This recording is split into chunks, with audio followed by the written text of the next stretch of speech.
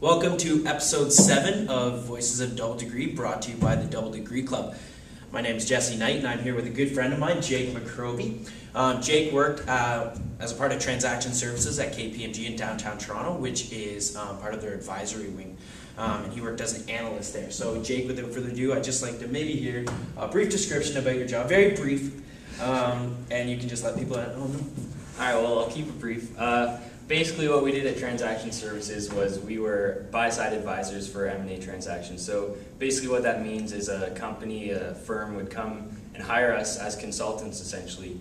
And what we do is we go in and look at the target company and basically analyze it. We have this scope of work that we would always follow, kind of like a rough framework, and analyze the business in those regards. But then we'd also kind of tailor it due to our client specifications. So, yeah, we have time. I'll give you a better idea later on. All right, sounds good.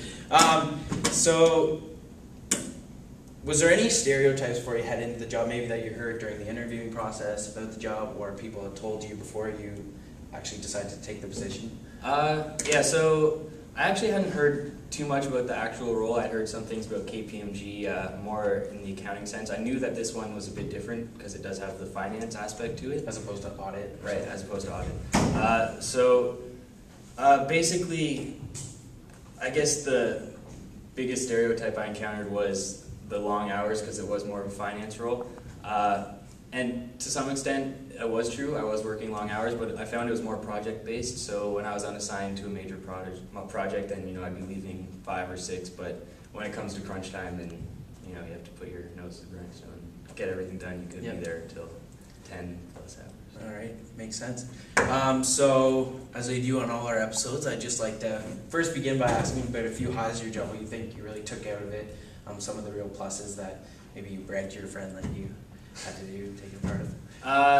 Yeah, well, one of the biggest things I liked was, I guess, the structure of the department. So they had the managers and everything, the partners, and it was a smaller group. So one of the key criticisms I've heard with working in big companies, especially in the accounting aspect, again, is you don't really get the depth of experience you like, and I guess comparable to smaller companies.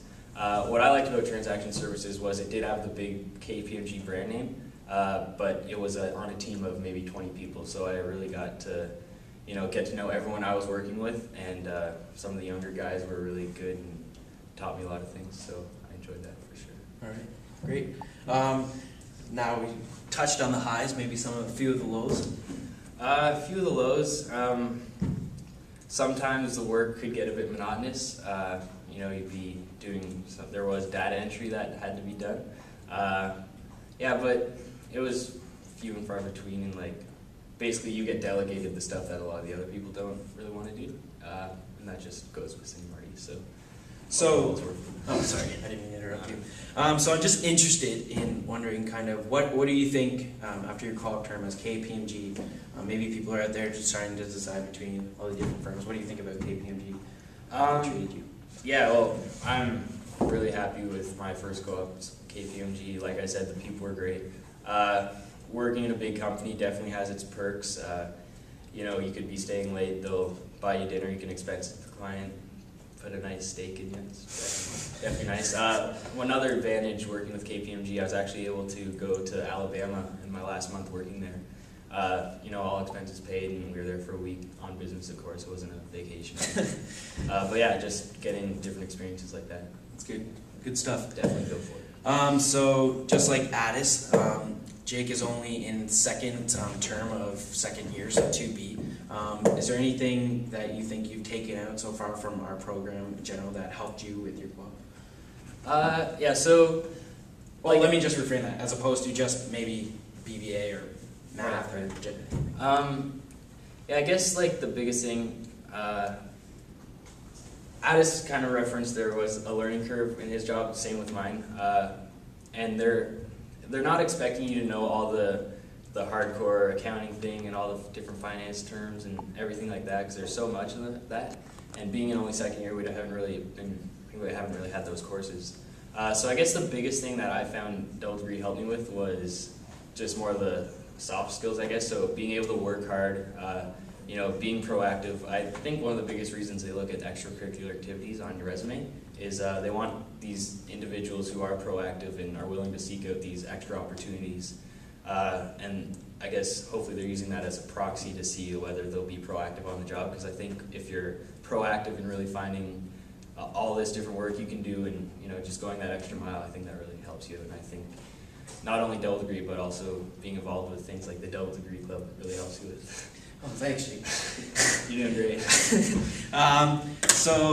Just to cap it off, just like to ask you, first of all, just like I asked Addis, did you plan on, working for, taking on a position like that when you first started? Yeah, well, I know some people know exactly what they want to do, maybe accounting's for them, actuarial science. I have no idea. I had no idea and still have no idea. But yeah, I didn't really plan on it, but it was really great. I'm glad I got the position, and I definitely want to continue to pursue finance. All right. And are you going to go back? I think I want to try something else. I think KPMG set me up as a nice kind of launching pad into more finance roles. All right. Well, I want to thank Jake for being on the show today.